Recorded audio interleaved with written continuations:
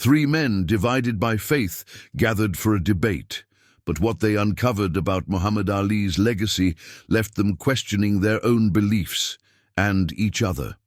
In a small community center in Maplewood, New Jersey, Rabbi David, Father Michael, and Imam Rashid sat across from each other, their expressions a mix of determination and skepticism. The air tinged with the scent of coffee and baked goods, a familiar comfort that was starkly at odds with the tension brewing in the room.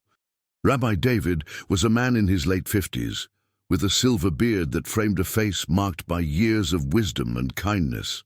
He believed deeply in the teachings of the Torah, but was unafraid to confront the world outside his synagogue's walls. Across the table, Father Michael, a man of similar age but with a round face and a jovial demeanor, offered a contrasting perspective rooted in New Testament teachings. Finally, Imam Rashid, a younger figure with intense, thoughtful eyes, brought with him the rich traditions of the Quran, a blend of confidence and humility. The debate was scheduled as part of a local interfaith initiative aimed at fostering understanding among community members. Each man prepared arguments about faith, morality, and unity, yet there was an unspoken tension, deeper than their theological differences. All three were aware of the legacies left by influential figures like Muhammad Ali, who had championed justice and equality while facing immense criticism.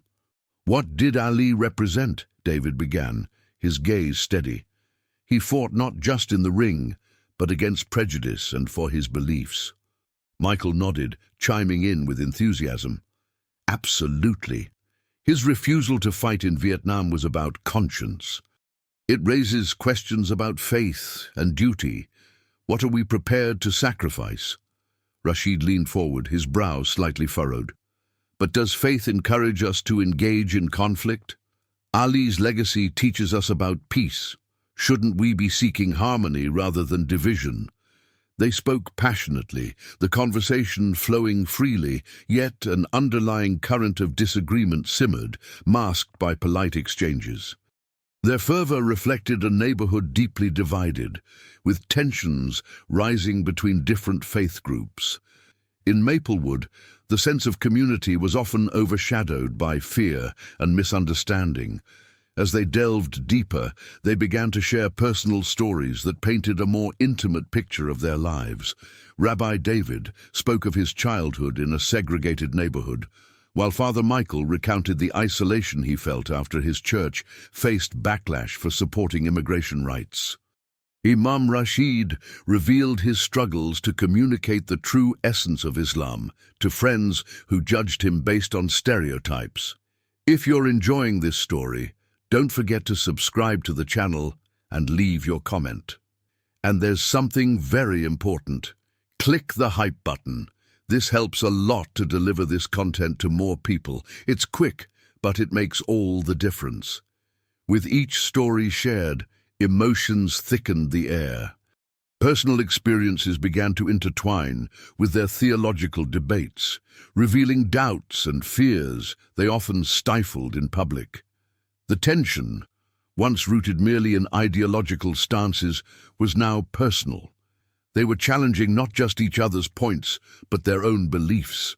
Just as the conversation reached a critical point, a local newspaper reporter entered the room, his presence igniting an air of expectancy. "I hope I'm not interrupting," he said, raising his notepad. "I'm here to cover this debate. Make the community aware of your discussions. Would you mind if I joined?" The reporter's arrival disrupted the flow of their conversation, but it also sparked a new dynamic. The stakes grew higher as the men began to realize the importance of their discussion, not just for themselves, but for the community watching. As the debate continued, the three men felt a shift. They weren't just figures representing their faiths anymore. They were voices of their community, wrestling with their identities against a backdrop of stronger divisions. The legacy of Muhammad Ali, it seemed, was far more complex than any of them had initially considered. The stage was set for a deeper exploration of what it truly meant to honor that legacy, and perhaps to reshape their own understandings along the way. The door creaked open, and the reporter stepped in, his presence a jolt of realization for the three men. Rabbi Cohen, Father O'Neill, and Imam Asif momentarily halted as the clinking of their coffee cups echoed in the tense atmosphere. Rabbi Cohen, a middle-aged man with warm brown eyes and a salt and pepper beard, glanced at Father O'Neill, who was shifting uncomfortably in his seat. The air crackled with an unspoken acknowledgement that their private deliberations had just become public. "Thank you for having me," the reporter said, taking a seat at the edge of the table, his pen poised over the notepad. "What's your angle on this debate? Faith, legacy, or something deeper?" Imam Asif, clad in a crisp white thobe, exchanged looks with Rabbi Cohen and Father O'Neill before speaking. "We are exploring the impact of Muhammad Ali's faith on his life and career. It's about more than boxing. It's his struggle, his stand against injustice that resonated with us." "Boy, that's a powerful sentiment," the reporter replied, nodding. "What does it mean for you personally?" The question lingered, and for a moment they were just three men sitting in a room, stripped of titles and roles. Rabbi Cohen took a deep breath, inviting the other two to take the plunge. "For me, Ali was an embodiment of resilience," he began. "He challenged the norms, faced persecution for his beliefs, much like we all do in our own ways." Father O'Neill leaned forward, his brow furrowed in thought. "Challenging norms is one thing, Rabbi, but how do we balance resilience with compassion? We often forget the core of our teachings, love and understanding. Ali had his struggles with faith too. How do we reconcile that? By acknowledging that faith is a journey, not a destination," Imam Asif interjected, his voice steady, yet his eyes glimmered with intensity. "Ali's path wasn't linear. He questioned and evolved. That's what makes his story relatable." As the discussion deepened, their voices began to rise, weaving together a tapestry of emotions and beliefs, a blend of agreement and tension. The reporter scribbled furiously, capturing every nuance. The air was thick with conflicting ideas, but also a burgeoning recognition of common ground. "Look," Rabbi Cohen said, "we're all here trying to understand how Ali's legacy impacts our communities. What about our youth? How do we teach them to honor that legacy today?" The reporter's pen paused momentarily, intrigued by the shift in conversation. "Do you think your faiths can unite to give them guidance?" The question hung in the air. Father O'Neill leaned back, considering the implications. "It's complicated," he admitted. "In theory, it's simple. In practice, we must address the fractures in our community: fear, misunderstanding, and bias. All the things Ali fought against." Imam Asif nodded. "Exactly. We must be proactive rather than reactive. If we can show unity, even if it's uncomfortable at times, we might spark hope. After all, Ali's message transcends our individual beliefs." Rabbi Cohen sighed, his brow knitting as he realized the gravity of their conversation. "But how do we go about this? Do we host a community event, a discussion forum? It can't just be words on a page." As they brainstormed ideas, the tension slowly transformed into collaboration. The report's presence had ignited something deeper in them. They resolved to not only debate in isolation, but to foster community conversations around Ali's legacy, intertwining their faiths and teachings. As the clock ticked, their laughter began to echo in the small room, each man contributing ideas. Rabbi Cohen proposed an interfaith workshop, Father O'Neill suggested a community outreach program, and Imam Asif offered a youth mentorship initiative. The sense of camaraderie blossomed, reminding them of the universality of Ali's message. Behind every difference lay a shared humanity.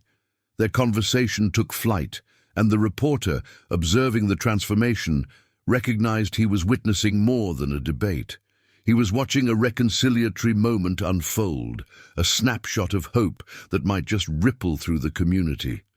By the time they wrapped up, they felt the weight of their collective responsibility.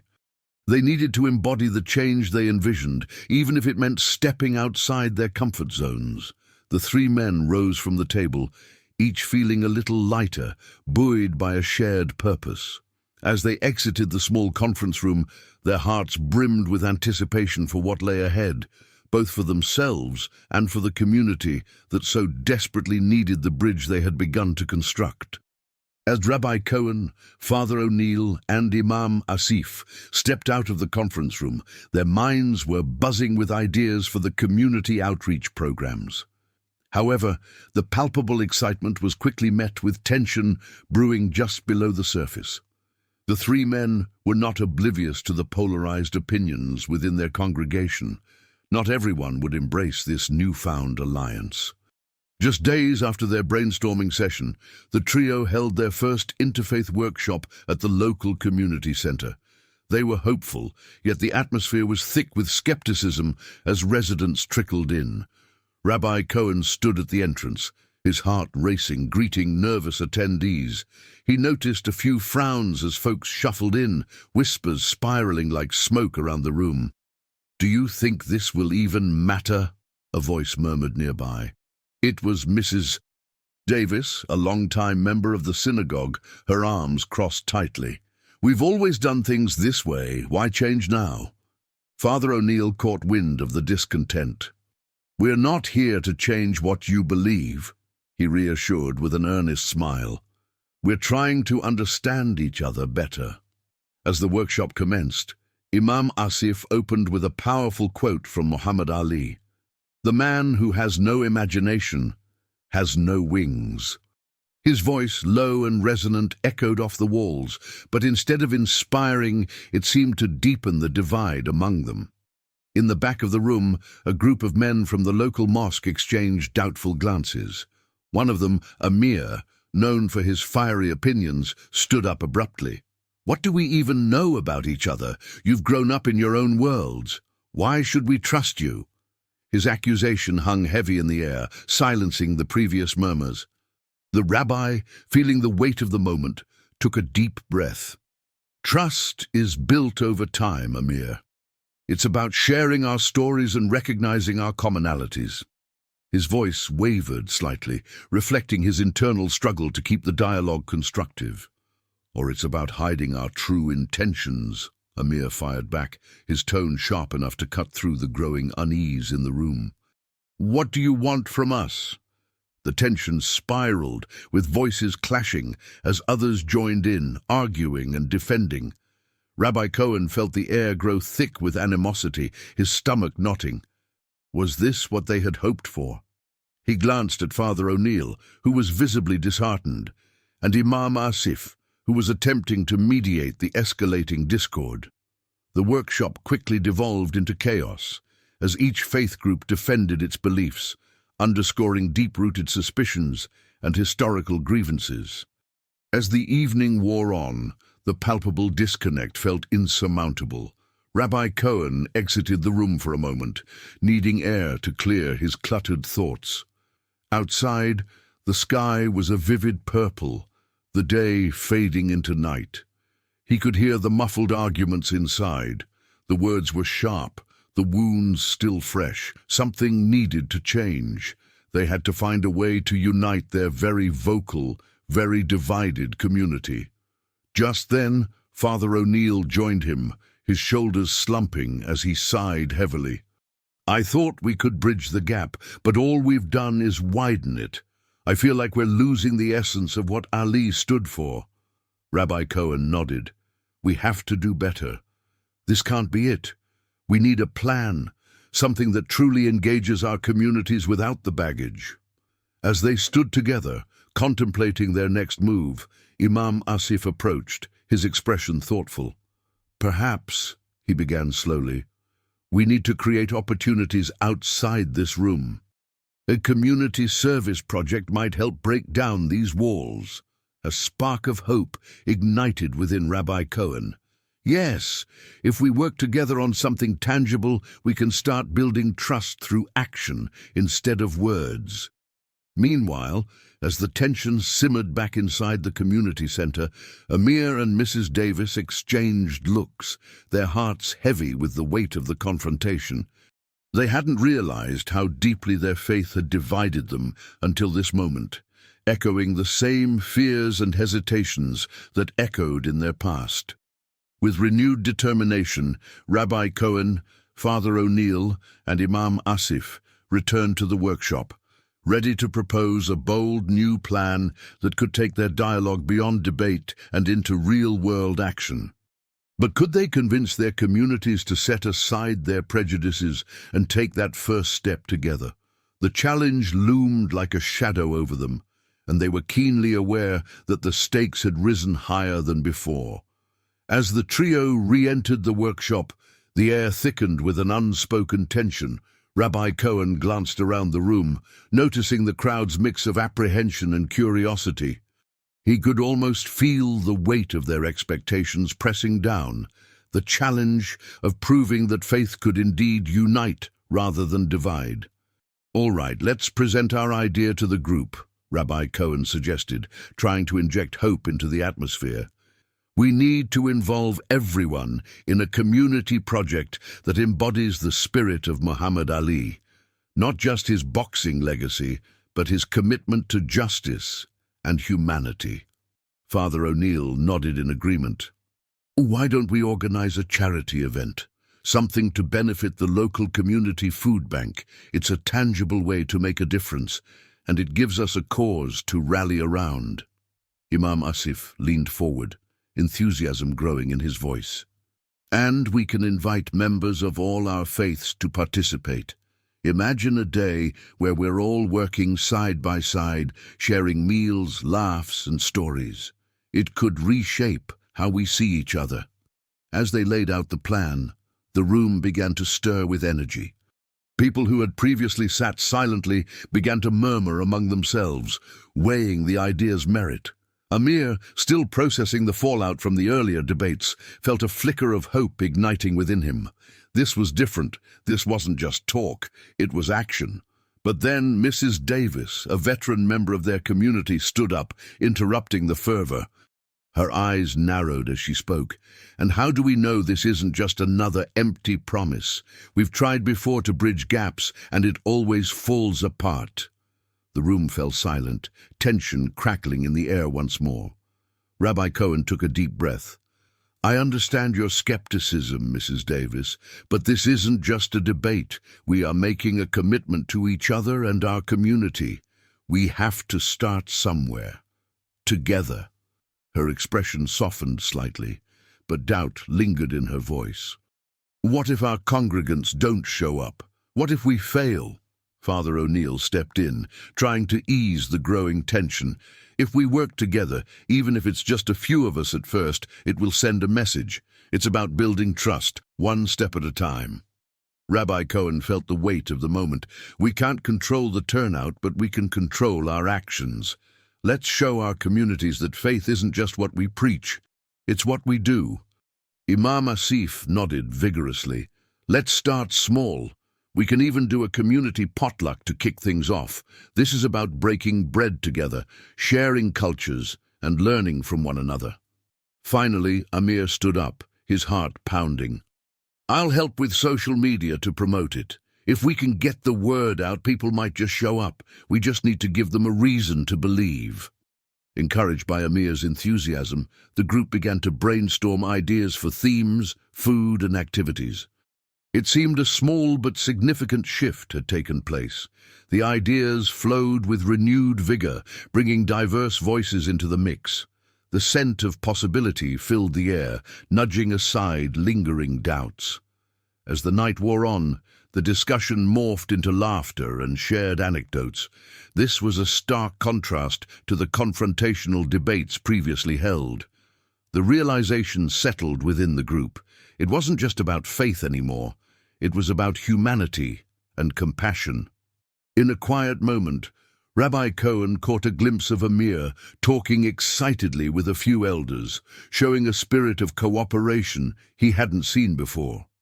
Despite the obstacles ahead, hope flickered brightly amidst their rekindling friendships and shared aspirations. Yet, amid the rising excitement, a shadow of uncertainty lingered for Rabbi Cohen. What if outside pressures, the prejudices from their communities, became too heavy to bear? They were venturing into uncharted territory, and the risk of failure was palpable. As they wrapped up the meeting, an unvoiced agreement settled among them. They were committed to this project, but they were also aware that genuine progress would require more than just an event. It would demand ongoing dialogue and effort to confront and heal past wounds. And as they parted ways, each man felt the spark of a new journey ahead, one that challenged not only their faiths, but also their understanding of community itself. The road would be bumpy, but for the first time in a long while, they felt they were traveling it together. As Rabbi Cohen walked home from the community center, the cold night air bit at his cheeks. Reflecting on the evening's dialogue, he felt a flicker of hope intertwined with apprehension. The potential for genuine change was within reach, yet the weight of doubt loomed overhead. People were already talking, grumbling about interfaith collaboration and questioning whether it was worth pursuing.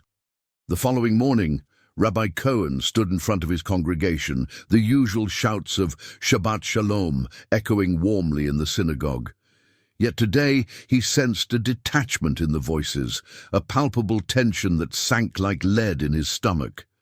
After the service, as members lingered for coffee and pastries, he knew he had to address the growing concerns. "Can I have your attention, please?" he called out, his heart racing. Eyes turned towards him, some filled with curiosity, others with skepticism.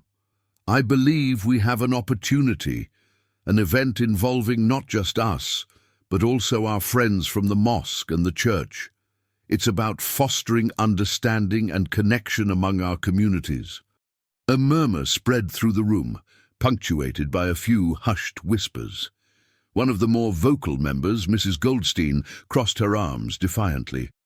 "And what about the beliefs we hold sacred? Will this forum dilute our faith? Are we really ready to compromise what we believe for the sake of harmony?"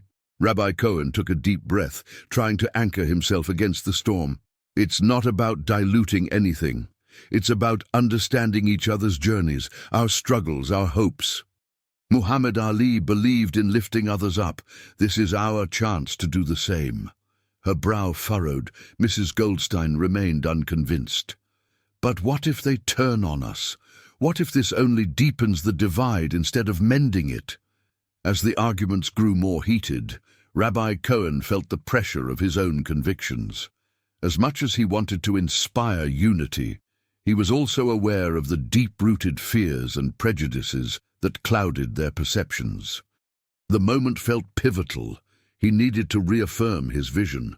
"We cannot allow fear to guide us," he asserted, his voice steady. "What if we focused on the shared values of compassion and respect? We're not abandoning our beliefs, we're honoring them by practicing acceptance." The room fell silent for a moment, tension palpable. Rabbi Cohen could see the struggle within each face. Yet it was Amir's words from the night before that resonated in his mind. Real change ripples through open minds and hearts. That evening, Amir and Father Martin met with Rabbi Cohen at a local diner to paraphrase the ongoing conversation in their communities. The clatter of dishes and background chatter served as a backdrop to their serious discussion. "Today was tough," Rabbi Cohen confessed, stirring his coffee. "They're scared. It's hard to convince them of something that feels so foreign." Amir nodded. "I faced similar challenges. The elders in my mosque worry that collaboration with the other will strip away our identity. We're so focused on defending ourselves that we forget to build bridges." Father Martin leaned forward. "Perhaps we need to tackle it head-on. Let's invite key figures from our communities to the upcoming event and address these fears." We need to show them that this isn't an attack, but rather an opportunity.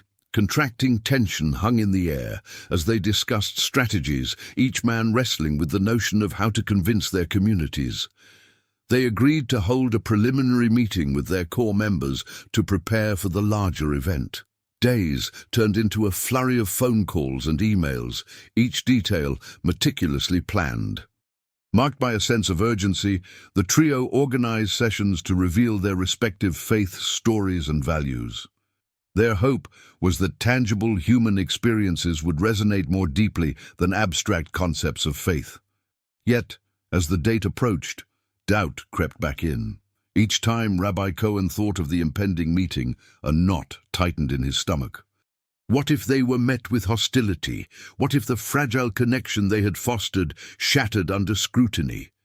But then, a quiet resolve began to settle. He had stood before his congregation, unwavering in his belief in unity. As they moved closer to the event, Rabbi Cohen discovered strength not just in his faith, but in the possibility of a shared humanity that transcended religious differences. The stage was set. Now they just needed to step into the spotlight together. As Rabbi Cohen, Father Martin, and Imam Rashid approached the evening of their landmark event, the air in the community center was thick with anticipation. The room vibrated with a mix of excitement and apprehension, reflecting the complex tapestry of emotions woven into the lives of the three men who had dared to challenge the status quo. Each of them apprehensively surveyed the modest space adorned with rows of chairs that faced a makeshift stage. Soft lighting cast a warm glow, yet shadows loomed in their minds. Rabbi Cohen adjusted his glasses, attempting to steady his racing heart. "Let's remember why we're here," he said, addressing the gathered interfaith audience, composed largely of skeptics and followers from their respective congregations. "We're not just discussing Muhammad Ali's legacy. We're here to explore what his life can teach us about unity." Father Martin nodded in agreement, stepping up beside him. Ali transcended boundaries, didn't he? He used his platform to inspire change. If he could do it, so can we. Imam Rashid took a deep breath, his deep-set eyes scanning the crowd. "It's about respect and understanding." He turned slightly to face Father Martin and Rabbi Cohen. "If we can show them that our faiths have more common ground than differences, perhaps we can encourage a dialogue that goes beyond this room." Ubraid. They took turns sharing stories that highlighted the beauty of their respective faiths, each man bringing the uniqueness of his beliefs while also pointing out shared principles of compassion, faith, and justice. Rabbi Cohen illustrated Ali's steadfastness in standing for his beliefs, drawing parallels to the Jewish struggles for justice. Father Martin emphasized the power of forgiveness, evoking moments from Ali's life where he had to look past personal grievances for the greater good. Imam Rashid spoke about how Ali's commitment to peace was echoed in the teachings of the Quran, framing their discussion as a call for understanding rather than division. As the night unfolded, however, the atmosphere began to shift.